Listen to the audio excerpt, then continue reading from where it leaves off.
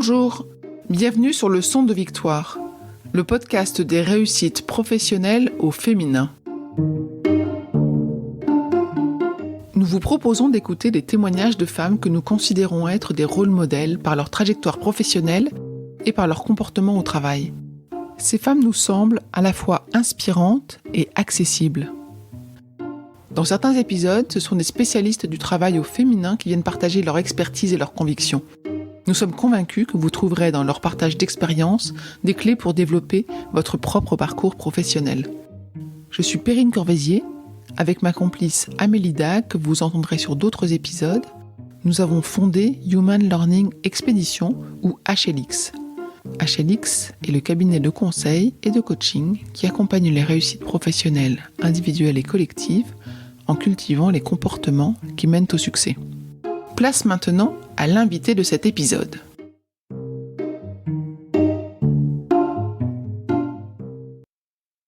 La force de mon parcours, c'est de pouvoir dire Jeux olympiques, championnat du monde, et alors ça, les hommes adorent, parce qu'on parle de sport. Et quand en plus je dis je suis une femme et j'ai été femme dans un monde d'hommes, les femmes sont attirées aussi par mon profil. Je ne suis pas clivante, je pense. Et c'est une vraie force d'avoir eu ce parcours de femme dans un sport d'hommes, d'arbitre dans le monde du sport.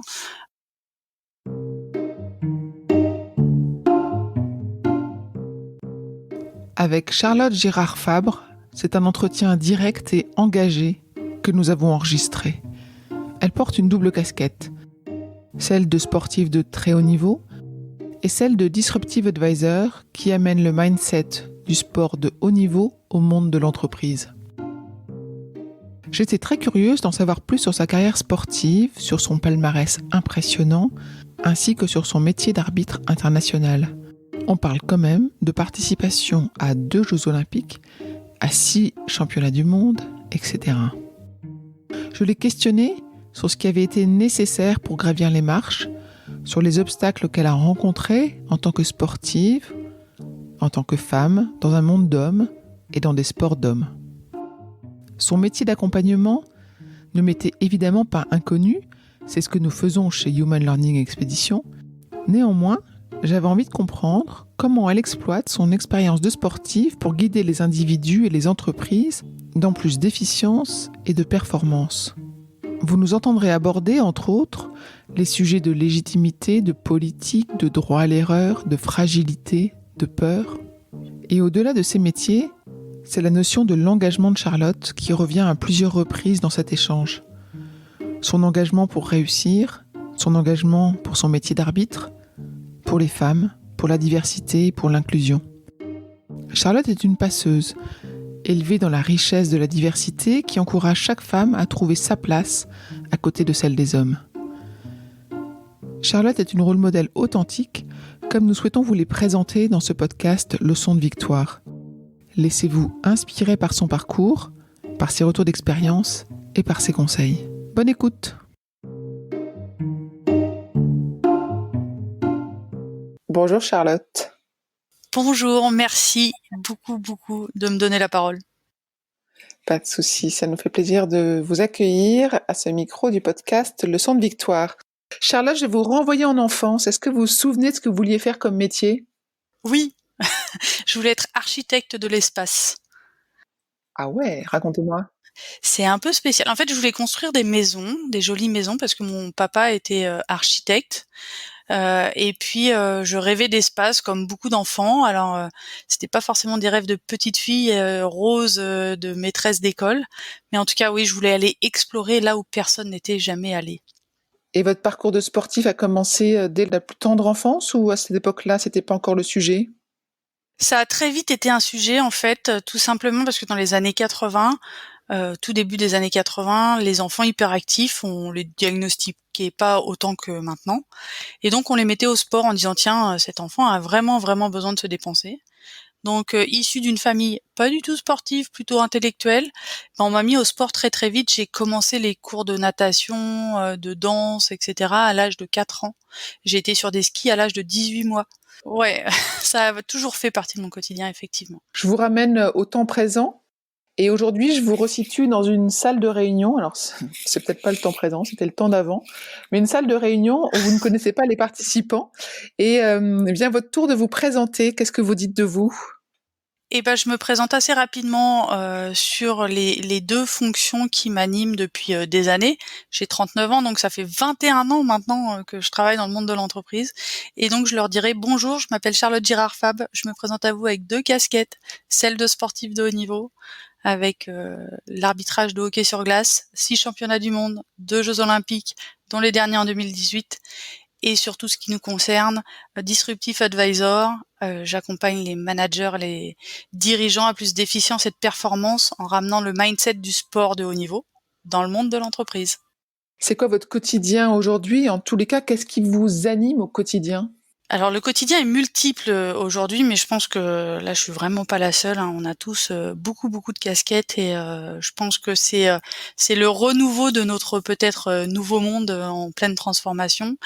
Ce qui m'anime, c'est mon travail, celui qui me fait manger, celui de Disruptive Advisor, donc autour de mes piliers d'expertise, la prise de décision, la gestion de crise, la gestion des temps, le transfert de compétences. Il y a aussi quelque chose qui m'anime tous les jours, c'est mon engagement sociétal, faire, quelque chose dans la cité dans laquelle, je suis. Donc, je suis secrétaire générale d'une fédération internationale, je suis très engagée sur des questions de mixité, d'accès aux femmes aux responsabilités, que ça soit dans le milieu sportif ou corporate.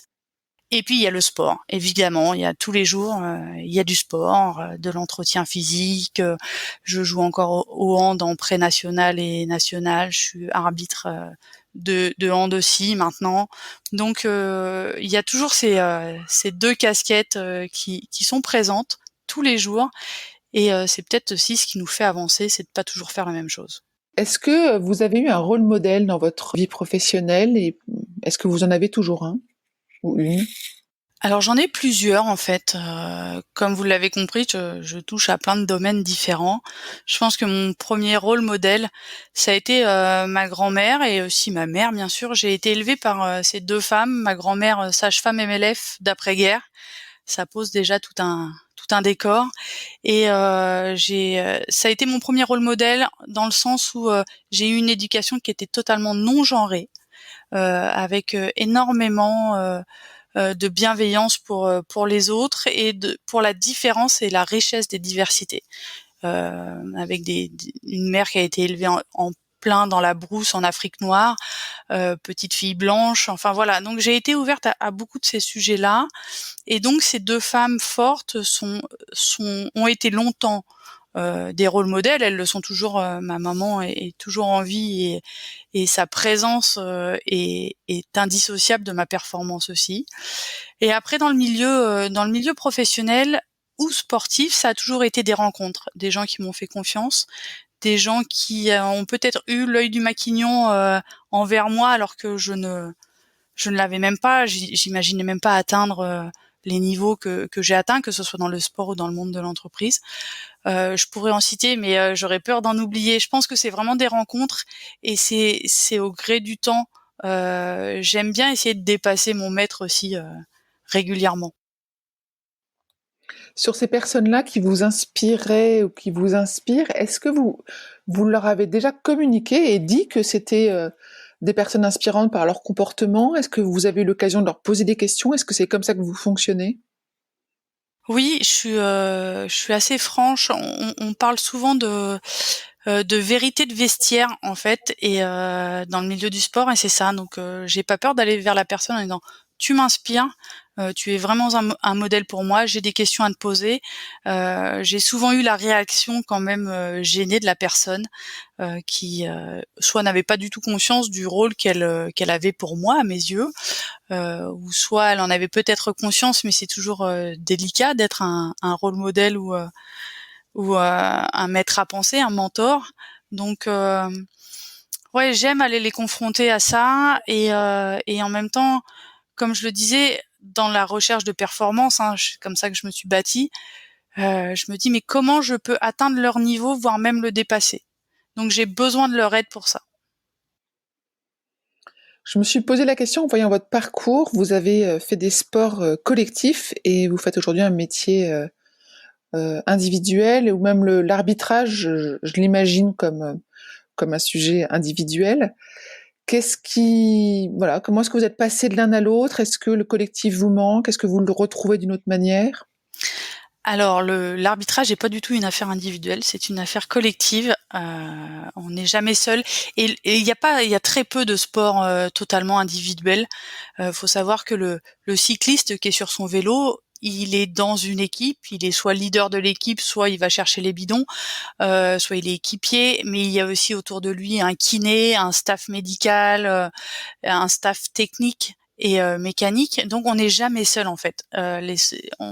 Et c'est pareil dans mon milieu professionnel. Effectivement, je suis à mon compte, mais je n'ai pas pu me résoudre à tout faire moi-même. Et par moi-même, j'ai toujours créé une équipe autour de moi avec des gens qui sont là pour combler mes aires de performance ou de non-performance.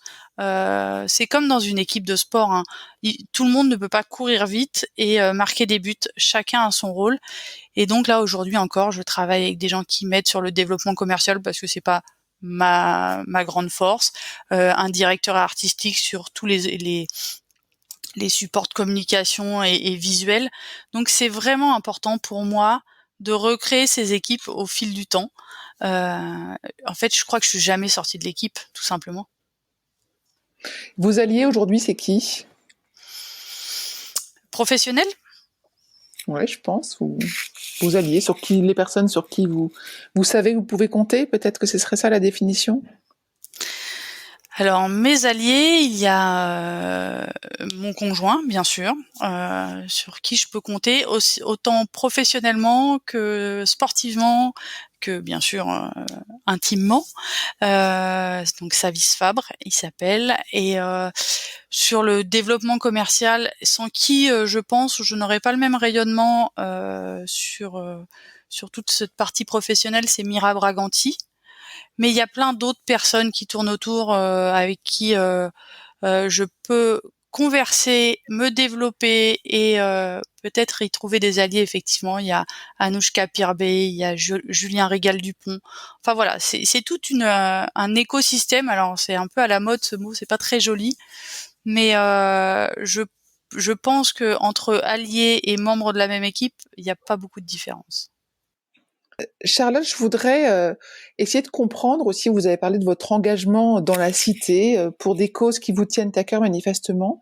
Est-ce que ces sujets-là sont venus récemment, sur le tard? Qu'est-ce qui a été le déclencheur et pourquoi est-ce que vous investissez autant dans ces sujets de mixité, d'engagement, d'inclusion?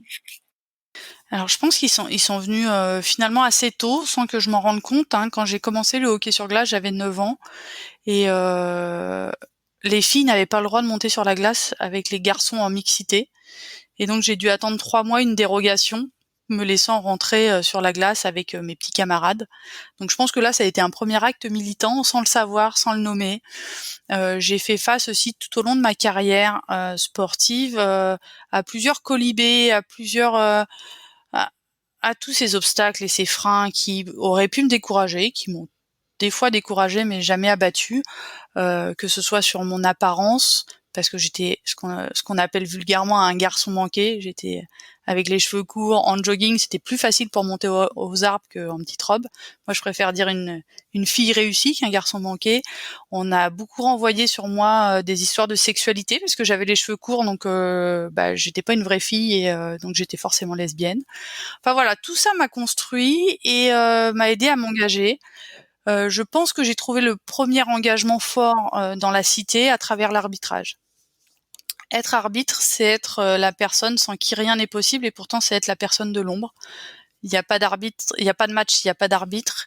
Et donc ça a commencé au collège où quand il fallait laisser sa place sur le terrain aux petits copains et aux petites copines, et ben moi j'ai pris le sifflet. Je me suis dit on a besoin de moi et en même temps c'est une façon pour moi de ne pas laisser du terrain aux autres.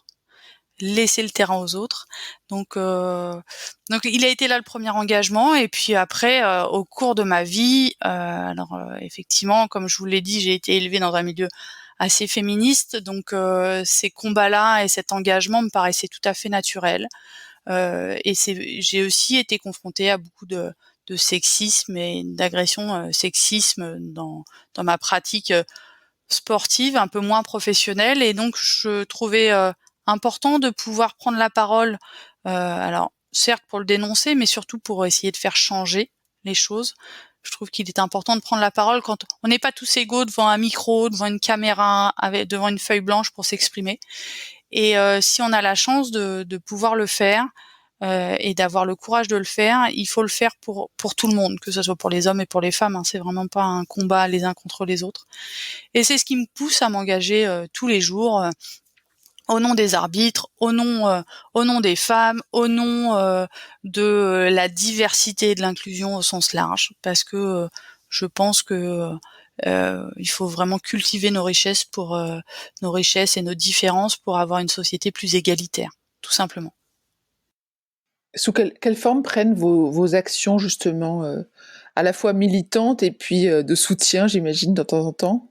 Ouais, alors donc je suis secrétaire générale d'une fédération internationale qui regroupe tous les juges et arbitres dans le monde entier. La même chose au niveau national. Je suis secrétaire générale de l'AFCAM, secrétaire générale de l'IFSO. Je suis mentor pour des start-upeuses, pour des start-upers, pour des jeunes en insertion professionnelle, pour des élèves de business school aussi, sur tous les aspects des soft skills et de l'ouverture vers le monde sur des profils un peu atypiques. Ça prend plusieurs formes forcément, et je pense que je n'ai pas encore tout expérimenté pour savoir où je m'engagerai encore demain, c'est-à-dire où j'ai envie de donner de ma personne, parce que je pense que de temps en temps ça peut être utile de faire un pas de côté avec juste la vision de quelqu'un d'autre. Il y a rien de dogmatique dans ma prise de parole. C'est vraiment important de pouvoir être un passeur, une passeuse même, on pourrait dire.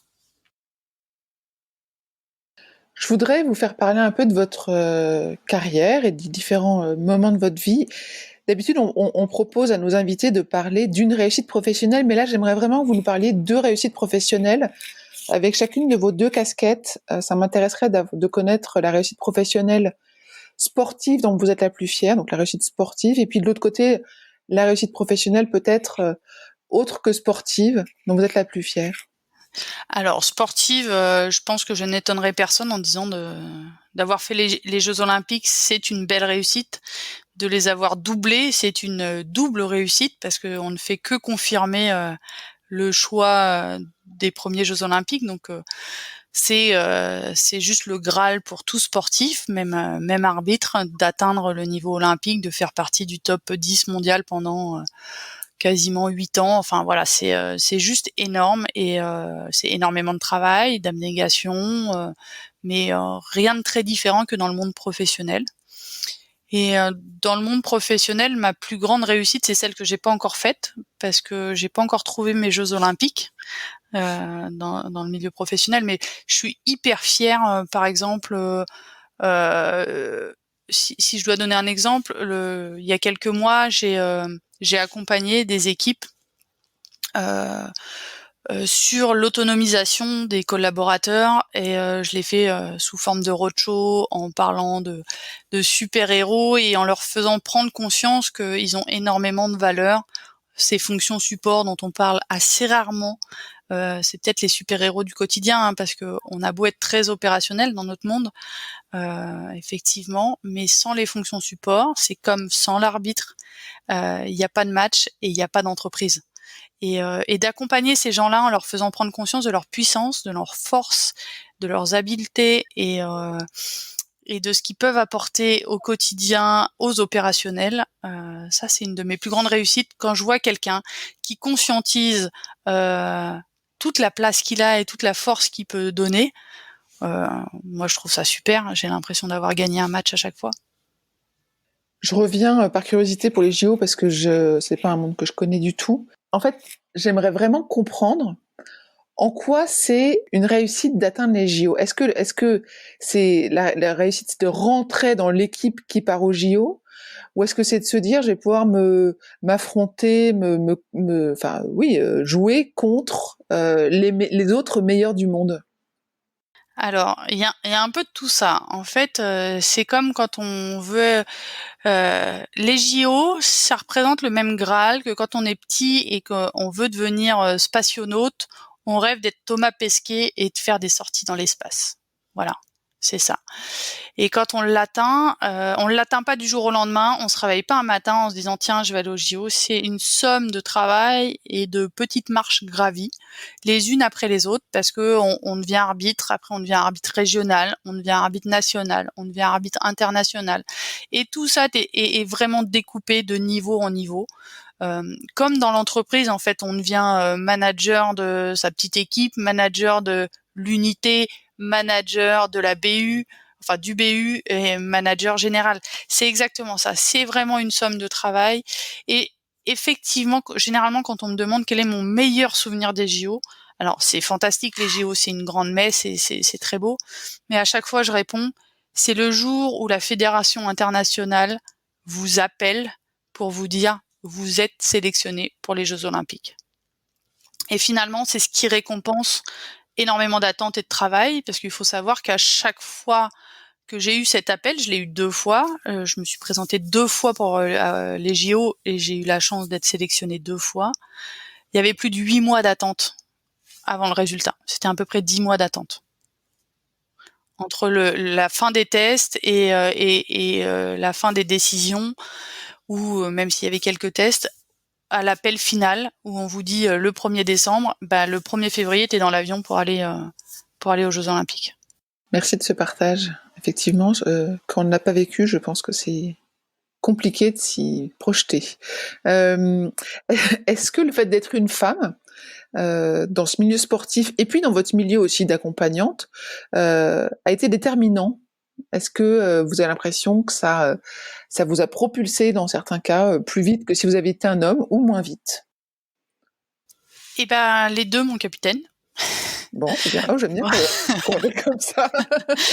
Euh, Tout simplement parce que, alors moi j'ai fait beaucoup de sport, comme vous l'avez dit, le sport majeur étant le hockey sur glace, qui est plutôt un sport reconnu, un sport masculin. Donc d'être une femme a pas toujours été hyper facile et pas forcément la clé d'entrée la plus simple.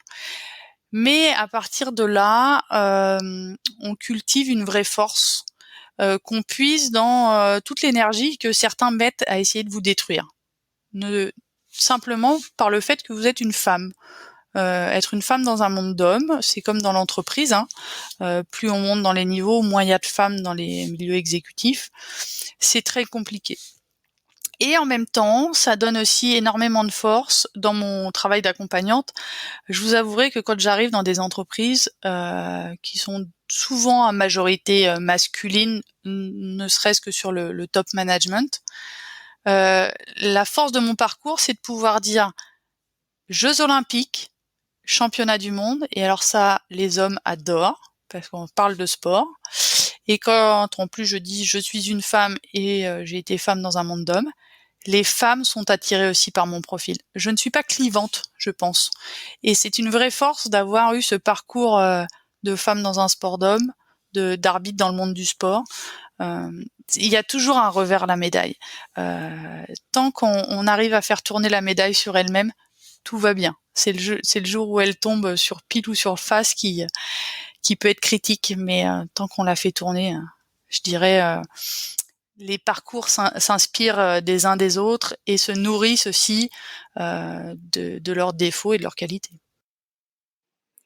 Vous avez parlé tout à l'heure des remarques sexistes, des difficultés que vous avez eues au cours de votre parcours sur le fait que vous étiez une fille, que vous ayez les cheveux courts, etc. Moi, j'aimerais bien savoir comment est-ce que vous avez réagi, comment vous avez surmonté ces difficultés, comment vous en avez fait une force dans certains cas, comment est-ce que vous avez appris à vous défendre, peut-être? Alors je pense qu'on est foncièrement notre éducation. J'ai été élevée donc dans une éducation non genrée où il y avait énormément d'ouverture sur les autres et sur les différences de pensée, de courants de pensée, de philosophie. Et de très très tôt, on m'a appris à me mettre à la place de l'autre. Et plus les gens sont agressifs en face, plus ils ont peur en fait.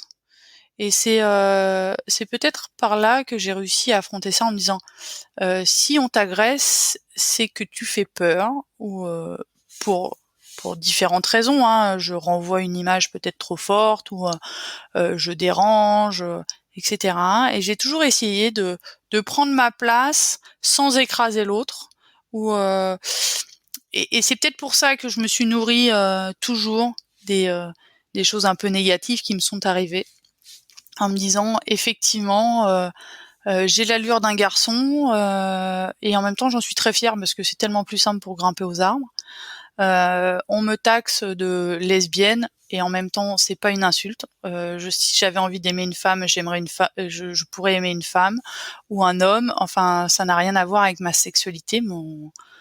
Mon accoutrement n'a rien à voir avec ma sexualité. Donc peut-être tout simplement en essayant d'être le plus ouvert possible à cette critique qui est souvent violente, hein. Combien de fois on a dit à ma mère, de toute façon tu seras jamais grand-mère parce que ta fille est lesbienne. C'était super violent. Moi, à 10 ans, j'avais même pas réfléchi à ma sexualité et pourtant j'entendais ça tous les jours. Mais bon, on passe dessus et puis on se dit bon, finalement, peut-être que moi, en avançant, je prouve quelque chose que celui qui reste sur ses positions fermes et définitives. T'as les cheveux courts, tu seras lesbienne, ou t'es une fille, tu peux pas faire de hockey, ou et puis après ça s'est cristallisé, mais comme dans le monde de l'entreprise, hein, plus je montais plus mon palmarès s'étoffait, plus certains de mes collègues étaient très très violents verbalement avec moi, hein. J'ai entendu énormément de choses du style oh ma petite chachate, tu dégoulines de sueur, dis donc, c'est pas bien pour une petite chachate de dégouliner de sueur. Vous voyez, c'est pas toujours fun et en même temps, je suis pas sûre que eux ils gagnent quelque chose parce qu'ils ont jamais réussi à me détruire. Est-ce que vous auriez tendance à privilégier ou à envisager qu'il y ait des sports mixtes? Est-ce que, par exemple, une arbitre femme pourrait arbitrer un match masculin? Est-ce que ça se fait? Je ne sais pas si ça se fait déjà. Oui. Alors j'ai arbitré les hommes à haut niveau dans la ligue professionnelle. Comme Stéphanie Frappard arbitre la Ligue 1 au foot, moi j'arbitrais les hommes en ligue professionnelle. Donc j'ai fait énormément de sports qui sont mixtes au final. J'ai joué en mixité très très longtemps, quasiment toute ma carrière au hockey, où je jouais avec des garçons et des filles. Alors tantôt avec que des filles, tantôt avec que des garçons, tantôt dans des équipes plus mixtes. J'ai fait du basket au niveau régional où effectivement j'étais avec des filles, mais on était dans un club mixte, donc on était souvent en mixité lors des entraînements. Le handball, j'y joue toujours et c'est une fédération les plus vertueuses sur le plan de la parité et de la mixité. Donc on arbitre les hommes, on arbitre les femmes, il n'y a pas de différence. C'est comme dans l'entreprise, c'est comme quand on dit bah voilà, j'ai été que managé par des hommes ou que managé par des femmes, c'est bien, c'est mal, est-ce que ça tend à leur genre ou ça tend à leur personnalité? C'est vraiment différent ça.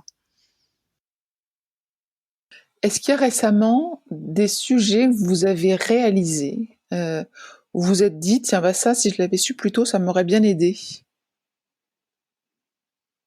Je pense il y a des choses que je conscientise un peu plus qu'avant. J'ai aussi j'aurais aimé avoir l'intelligence plus tôt, plus jeune. Alors est-ce que ça va avec la sagesse et les années, je ne sais pas, mais d'être en capacité de d'avoir un peu plus de recul sur ma propre pratique. J'ai l'habitude de dire avant de critiquer la terre entière, essayons de nous critiquer nous-mêmes. J'ai essayé toujours de me l'appliquer et en fait, sur des sujets qui me tiennent à cœur de féminisme et de place de la femme dans la société, je suis pas exempte de tout reproche. Très clairement, je me suis surprise de temps en temps à dire merci à mon conjoint parce qu'il avait préparé à manger. Juste une aberration. Parce que c'était pas exceptionnel de sa part et pourquoi ça serait plus à lui qu'à moi, enfin voilà. Euh, donc voilà, je pense que j'aurais aimé être un peu plus en recul sur mes propres pratiques, quelles qu'elles soient, plus jeune. Mais je pense que ça a aussi à voir avec l'expérience. C'est un peu Ouais. Est-ce qu'il y a des conseils que vous auriez envie de donner à des jeunes filles qui se lancent, alors peut-être dans le sport professionnel, qui ont envie de faire leur carrière dans le sport, ou pas d'ailleurs, de manière générale peut-être? Alors, la carrière professionnelle, on la choisit pas dans le sport, hein. C'est de la pure légitimité. Généralement, c'est celui qui court le plus vite ou celle qui court le plus vite qui va remporter la victoire. Donc, c'est pas forcément ça. C'est un peu comme dans le monde de l'entreprise. Vous y rentrez par une porte. Si vous êtes très très fort, votre légitimité sera pas forcément ce qui sera vu en premier par les managers pour soulever des montagnes. Euh, Moi, le premier conseil, homme ou femme, parce que je suis pas sûre que les hommes soient aussi. Il faut qu'ils gèrent aussi pas mal de choses. Moi, je dirais, c'est de croire en ses rêves, de les poursuivre, mais ça, c'est un peu bateau.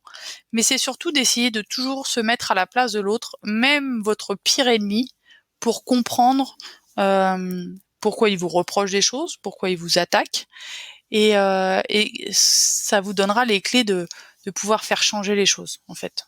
C'est vraiment ça. C'est toujours aller se mettre à la place de l'autre pour identifier ce qu'on pourrait faire de mieux, pour être plus performant. Et, euh, et c'est notamment encore plus vrai dans le monde de l'entreprise où la légitimité n'est pas la seule carte qu'il faut avoir. C'est pas parce qu'on travaille le mieux, le plus vite, qu'on va gravir les échelons. On sait qu'il y a énormément de politique et d'humains, plus que dans le milieu du sport. Et de décoder vraiment les pratiques des gens qu'on a en face de soi, ça permet d'être vraiment plus performant et plus incisif, dans le bon sens du terme. Donc vous dites asseoir sa légitimité, mais aussi savoir pratiquer la politique quand c'est nécessaire.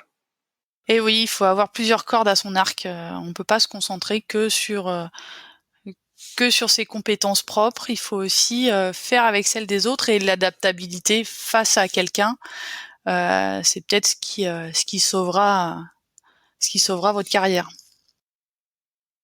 Et vous disiez qu'en tant que sportif, on ne choisit pas son destin professionnel sportif.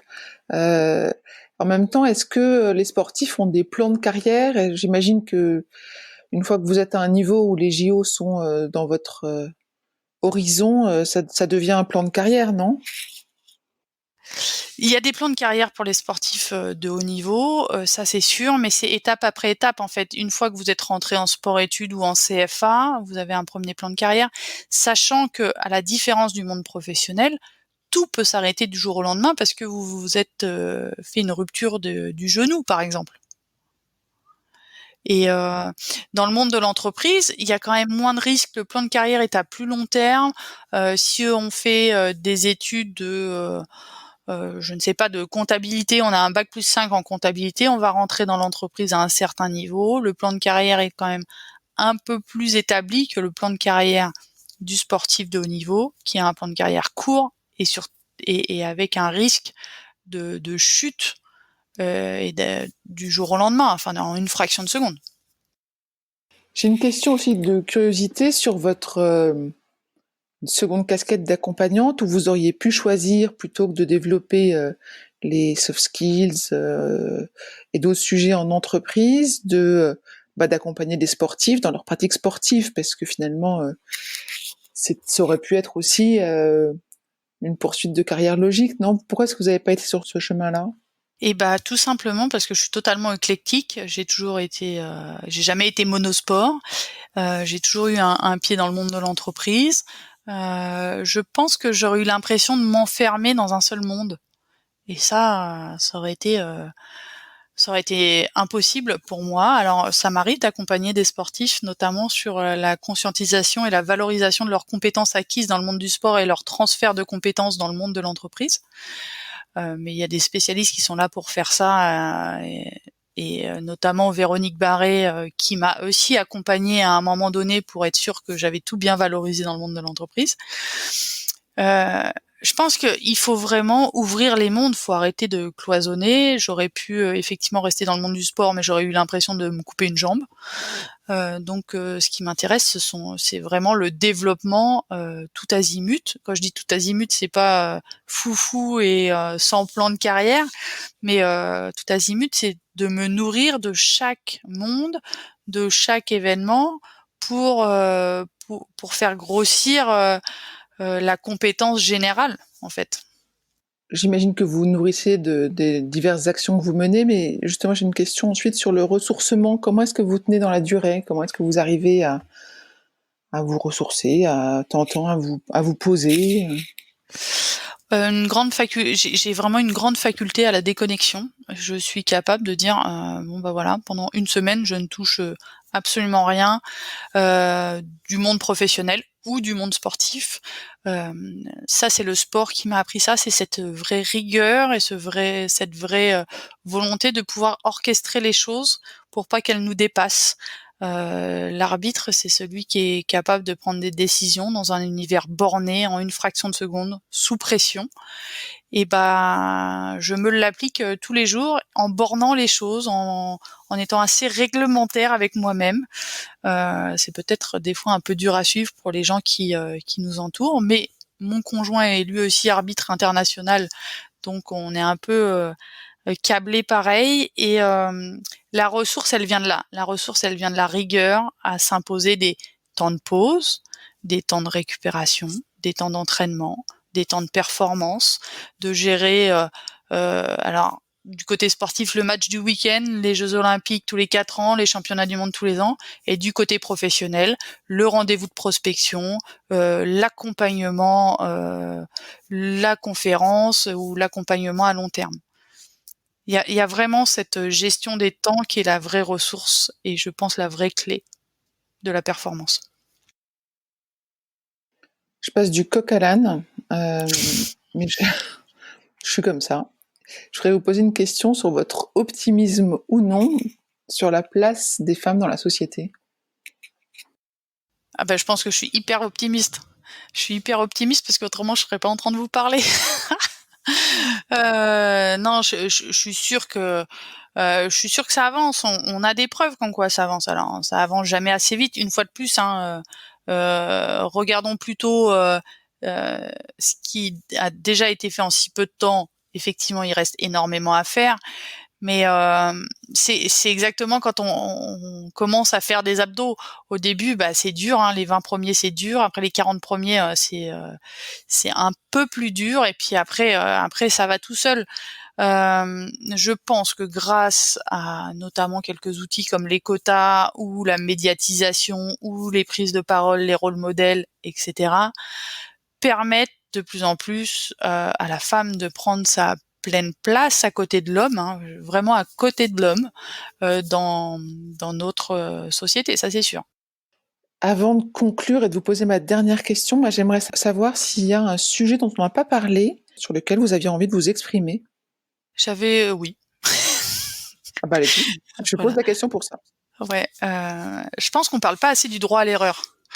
Et même en tant que femme, alors je pense que c'est pire chez les femmes parce que on a tellement d'injonctions à être parfaite que on n'imagine même pas faire des erreurs. Et dans le monde de l'entreprise, je le vois notamment pendant, je sais pas comment on dit, cette crise inédite que nous avons et que nous allons traverser.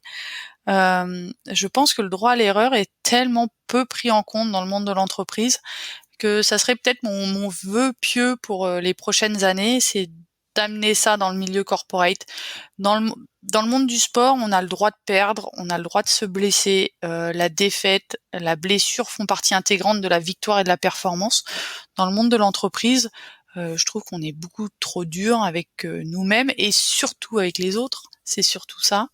Et dans notre société, on est aussi trop dur avec nous-mêmes sur ces histoires de performance. Alors surtout quand on est une femme, on a le droit de pas vouloir savoir faire à manger, on a le droit de pas vouloir être une femme au foyer. Ce n'est pas une erreur, c'est simplement des injonctions. Donc oui, ça me faisait plaisir de rajouter peut-être déculpabilisation collective. On a le droit de faire une erreur une fois, ça c'est sûr. La faire 2 fois, sachez que si vous la faites 2 fois, c'est que vous n'êtes pas totalement responsable, c'est que vous avez manqué d'un accompagnement autour ou de hauteur de vue et de dans le monde du sport, quand on rate quelque chose, on le revoit en vidéo 100 fois, on progresse là-dessus. Essayons de faire la même chose dans la vie pro et dans notre vie perso. Essayons d'analyser ce qui n'est pas allé pour que ça aille mieux, tout simplement, plutôt que d'enjoindre les gens à toujours faire bien. Je partage 100%. Et ma dernière question, elle est un peu sur ce défi professionnel. C'est quoi votre prochain défi professionnel? Alors, il y a d'intégrer cette notion-là, mais est-ce qu'il y en a d'autres?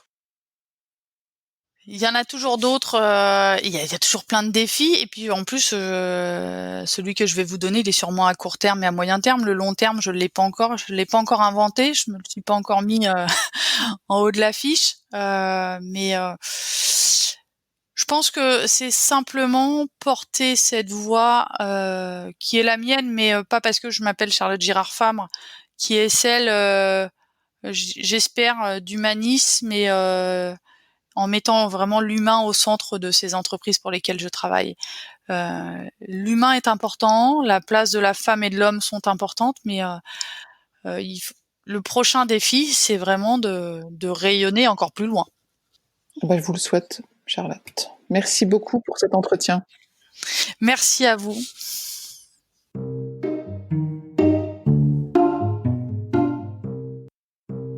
J'espère que vous avez apprécié ce podcast autant que nous avons aimé le préparer pour vous. Abonnez-vous au podcast Le Son de Victoire sur votre plateforme d'écoute habituelle. Vous serez ainsi notifié des nouveaux épisodes et retrouvez Le Son de Victoire sur le compte Instagram du même nom. Le Son de Victoire est proposé par Human Learning Expedition ou HLX, qui a également produit Talents Précieux, le podcast de la réussitologie. Pour en savoir plus sur HLX, connectez-vous sur humanlx, humanlx.com ou suivez-nous sur LinkedIn. N'oubliez pas de vous rendre sur le site leçondevictoire.com pour découvrir notre offre de modules d'auto-coaching audio guidé adaptés aux situations concrètes que les femmes sont amenées à rencontrer dans leur vie professionnelle, que ce soit pour vous ou pour vos amis, vos collègues ou les femmes de votre équipe. Si vous aimez ce podcast, le meilleur moyen de le soutenir est de laisser un avis 5 étoiles et un commentaire sur Apple Podcast ou sur votre plateforme d'écoute et d'en parler autour de vous. Cela permettra à d'autres de le découvrir également. Je compte sur vous. Merci pour votre écoute et à bientôt.